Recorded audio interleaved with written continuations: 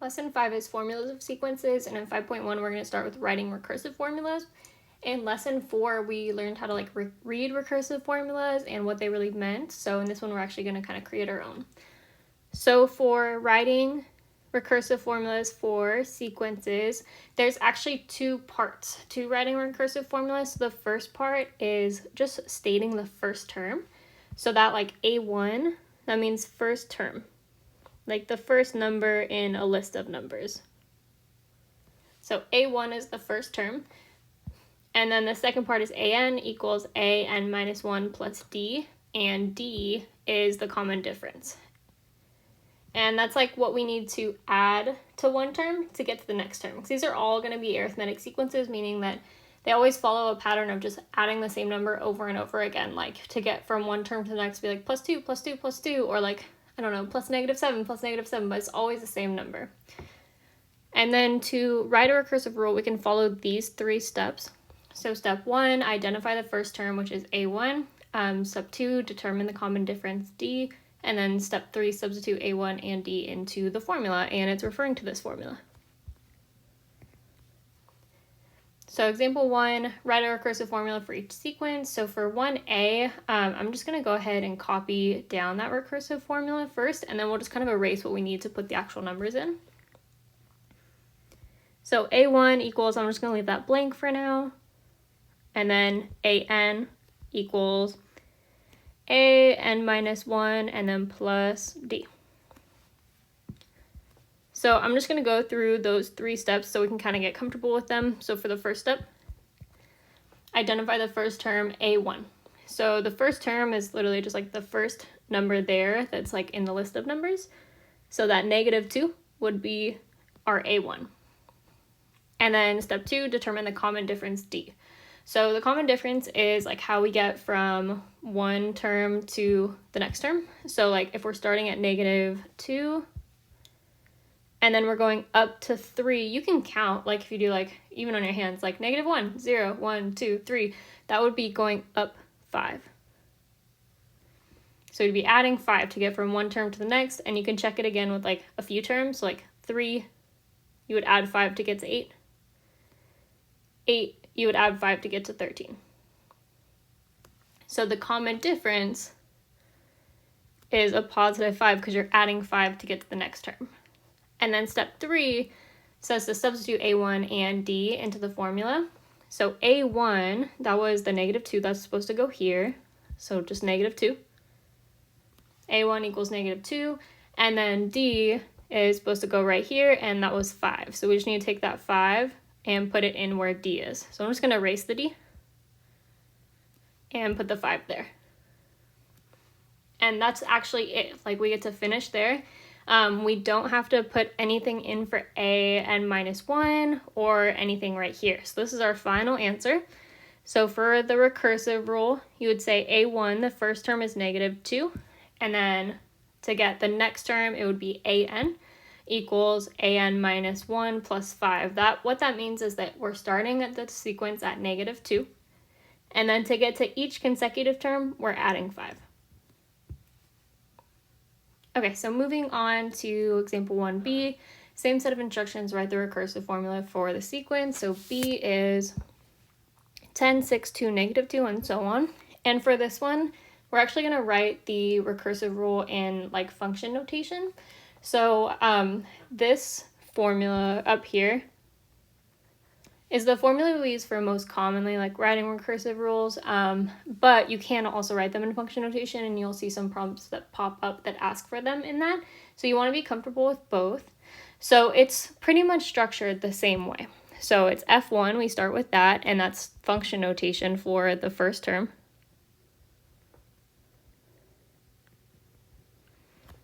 And then the second line is f of n plus 1 equals f of n plus d.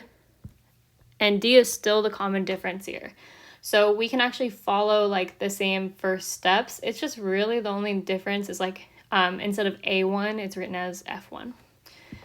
Okay, so step 1, identify the first term, A1. So very first term of the sequence is 10. So A1 is 10. And then step 2, determine the common difference d. So how do we get from one term to the next term? So from 10 to 6, we have to go down 4. From 6 to 2, we have to go down 4. And from 2 to negative 2, we go down 4 as well. So that would mean that d is negative 4. So when you learn about like arithmetic sequences, it talks about like what number is being added sometimes to each term. And it's okay, like it looks like we're subtracting, but that's the same thing as adding a negative 4. So our common difference would be negative 4, d would be negative 4. And then now if we want to write our rule, we would write this one first, like this first line. So it'd be f of 1. And then this is where like f of 1 and a1 are going to be interchangeable. They just are the same thing, but like kind of in two different versions. So I should have written the f1 first, but I wrote a1 instead. But they both have the same meaning. They mean the first term. So f of 1 equals 10.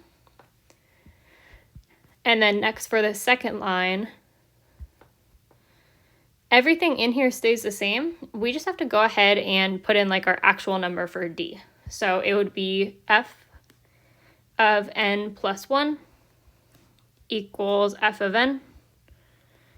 And then plus d, but d is supposed to be negative 4. So if I wrote plus negative 4, I would want to simplify that a bit better and write it as like just minus 4. So we'll do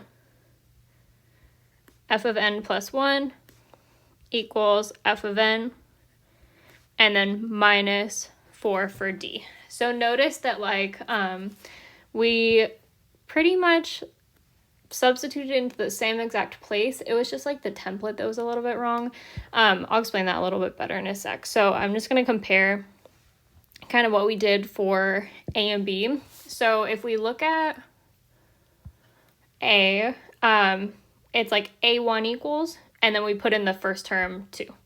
If we look at B, it was f of 1 equals, and we put in our first term 10. So same thing that you're doing, it's just written differently. And then over here, it was like an equals an minus 1, and then the common difference at the end. Here, f of n plus 1 equals f of n, and then the common difference at the end. So very, very like similar structure, just a different notation. Okay, so moving down to 5.2, this is reading explicit formulas. So an explicit formula is different than a recursive. It's like kind of used for a different purpose, and we'll talk about that why after we get into the first example. So the formula for an explicit rule is an equals a1 plus d times n minus 1. Let's see, I'm going to go through and label a few different things. So a1 is going to be the first term. And then d is still the common difference.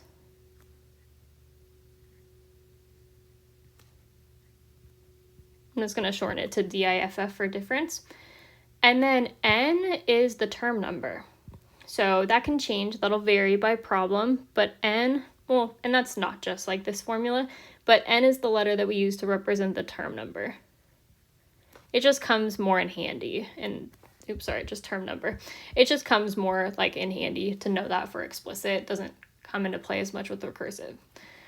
Okay, so example 1, find the 20th term of a sequence by using the formula an equals negative 5 times 6 plus n, or sorry, I just butchered that. I said times 6. I'm just going to reread it. Okay, so an equals negative 5 plus 6 times n minus 1. Okay, there we go. All right, so this is like an example of an explicit rule. So it says find the 20th term. And we just said that n represents the term number. So it's saying find the 20th term. So n is going to be 20. And if you look, like that's really the only thing that we need to actually put in this formula, because we're not really writing it ourselves, we're just evaluating it here. So we just have to take that 20 and put it in for n. And then what we do with like this an over here is we would write it as a, and then we would put the 20 in that n too. But what that means is the 20th term. So a1 is the first term, a2 is the second term, a3 is the third term, and a20 is going to be the 20th term. So then from there, I have negative 5 plus 6, and then instead of n, I'm going to put the 20 in there. and then minus 1. So all I've done so far is I just went ahead and put 20 in for both of the ends, really. And then now I can simplify. So I'm going to subtract inside the parentheses first. So I'll just bring down the negative 5, and then plus 6, and 20 minus 1 is 19. And then remember, with order of operations, you have to simplify multiplication first before addition or subtraction, for that matter. So I would multiply 6 times 19. So 6 times 19 is 114. So I would bring down the negative 5 plus 114. And then from there, I can just add negative 5 plus 114. That's the same thing as 114 minus 5. So that would be 109. And at this point, if you didn't copy down the A20 each time, you just want to write it down at the end. So A20 equals 109. That means that the 20th term in this sequence represented by this formula would be 109. Okay, so before we get into the next little section, I just kind of want to, I guess, talk about or like reason with you guys about like where this would come in handy. So in lesson 4, we were doing like recursive rules to find terms, and like, for example, one of them asked us to find the 6th term. And so in order to find the 6th term with a recursive rule, which is like these types up here, we couldn't just go straight to the 6th term. We had to find term 1, term 2, term 3, term 4, all the way up to 6, because recursive rules only show you like the very next term in a sequence. So if you want to build up to a term, you have to do all of them. But an explicit rule, the one we just learned, with those ones, you can just go directly to the term you want to learn. So like in example 1, we were asked for the 20th term, and we were able to find it right away. We didn't have to find 1, 2, 3, 4, 5 all the way up through like 18, 19 to get to 20. We just could find the 20 in kind of just one problem. Okay, so this is really important to be able to know like the difference between recursive and explicit. So recursive formulas are good for finding either the first few terms of a sequence, or, that's a typo, let's just say, or the next term. So if I asked you to find like terms number 1 through 3, that would be good for recursive. Or if I said like term number 7 is whatever number, what is term number 8? And I just had to have you find the next term, that would be okay. So like the first few is fine, or if you have one term, just finding the next one, that's where recursive formulas would come in handy. And these are the formulas for like writing recursive rule. And then for explicit formulas, those are good for determining any like term in a sequence, which is why we're able to like find the 20th term right away up here. So especially when you get into like finding higher term numbers, like if I was to try to tell you to find like the 100th term of a sequence, that would be unbearable to do with a recursive, because you'd have to find 1 through 99 first. But with an explicit, you could just go directly to 100. And then here's our formula for an explicit. Okay, so moving down to 5.3. This one's writing explicit formulas. So example 1, write an explicit formula for the sequence represented by the table, and then change it to function notation. So I'm just going to copy down this formula really quick because we're going to use it. So I want it to be like in kind of in view. So AN equals A1 plus D, that's the same D as before, the common difference, times N minus 1. So I'm going to go through and just label these really quick one more time. A1 is the first term. D is still the common difference.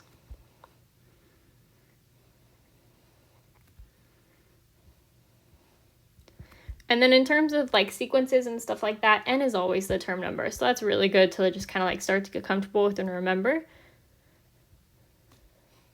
Even if we don't always kind of put something in, like when we're writing rules, we're just going to leave N alone. We won't put a number in there.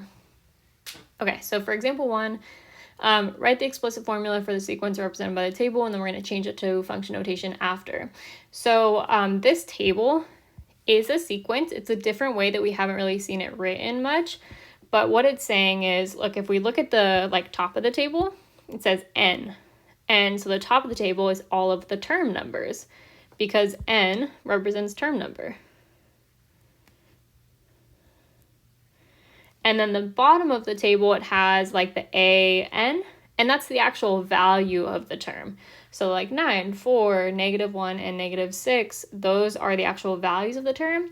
So if seeing it in a table format is something that makes it more difficult, you can easily rewrite this as like one of, say, like these sequences up here, where we just put it in brackets. So the way that you would do that is you actually don't have to do anything at all with the term numbers. It's just telling you the order that the terms go in. So you just have to make sure that you order it properly. So it would be 9, 4, -1, -6. So 9, 4, -1, -6. And then we do the ... to show that it keeps going. And then now we can follow pretty much the same set of rules as we did when we were writing recursive rules, where we need to find A1, and then we need to find the common difference as well. So the common difference is how I get from one term to the next. So I'm going from 9 to 4, so that would be going down 5, and then I go from 4 to -1, down 5 again, 4 or -1 to -6, down 5 again. So D would be -5. So now I can go ahead and take this formula. I think I'm just going to copy it down here, and then we'll take out like the variables we know what they are, I guess. So it's an equals a1 plus d times n minus 1. So we just found out that a1 is 9. So instead of a1, I'm going to put a 9 there.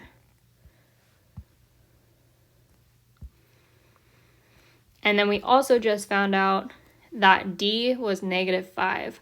So instead of that plus d, I'm just going to erase the whole thing and put a -5 there because d is -5. So it'll be like 9 minus 5 times n minus 1. And you can actually leave, or you should leave, this n in here, because this like kind of equation that we just wrote is actually a rule that will help us find any term number in this sequence.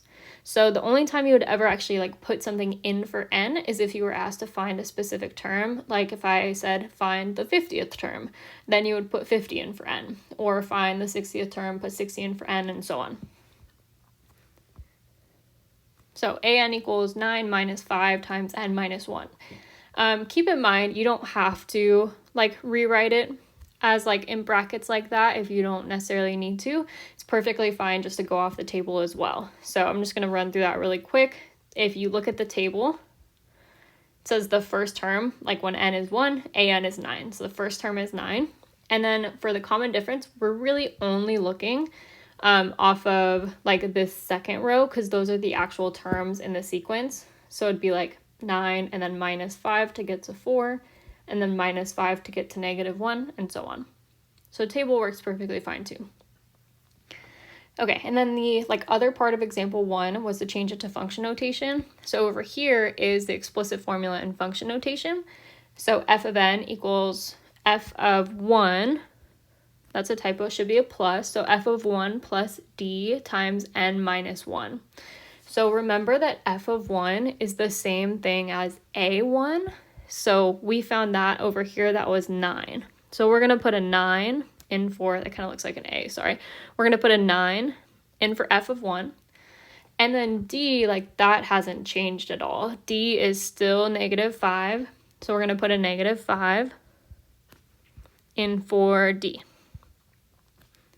So it'd be f of n equals 9 for f of 1, and then instead of plus d, it'll be minus 5 times n minus 1.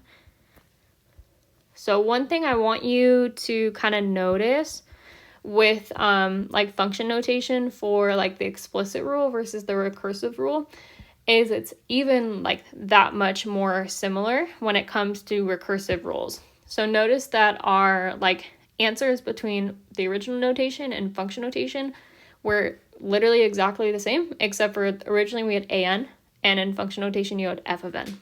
but the rest was identical. We had 9 minus 5 times n minus 1, 9 minus 5 times n minus 1. So even when it's like, or especially when it's an explicit, they look even more similar versus, I'm going to scroll up really quick, but when we were writing recursive and function notation, like that did look kind of different, even though the concept or like what it was trying to show was the same. Okay, so moving on to example 2, this is our last example. So write the explicit formula for the sequence represented by the graph. So similar to the table, a graph is just a different representation of a sequence. And if you want, you can kind of rewrite it exactly like we rewrote this one. You never have to, but you always can. So when you see it on a graph, I know we've talked about this a little bit before in a previous section, the like x coordinate from the graph, the first number is the term number, and the second number is the term value. So like if I wanted to rewrite this in the bracket, because I just like prefer to see it that way, you would do the first term is 2. I don't have to write the 1, I just have to put the 2 in the first term spot. And then the like second term would be 4. So next would be 4. The third term would be 6. So next would be 6. The fourth term would be 8.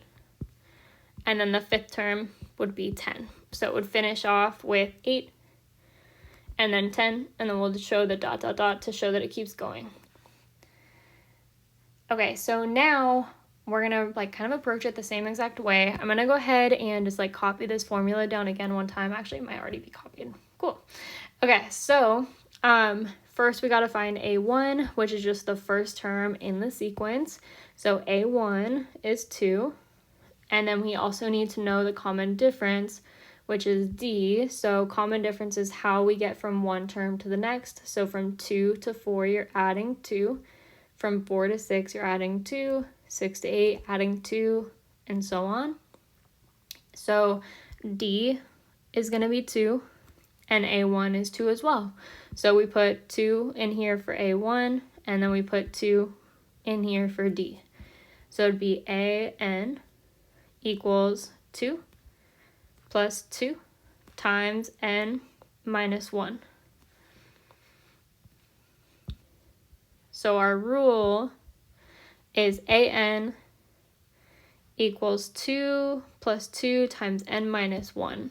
So one little like shortcut that you could take if you remember the graphing unit well is that D is always going to end up being like the slope from the graph.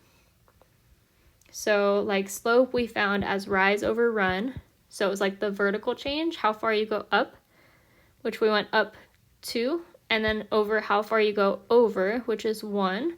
So the slope M is rise, which is the vertical change, over run, which is the horizontal change, which is 2 over 1, which simplifies to just 2. So that's another way that you can find D. You don't ever have to, but it's another option.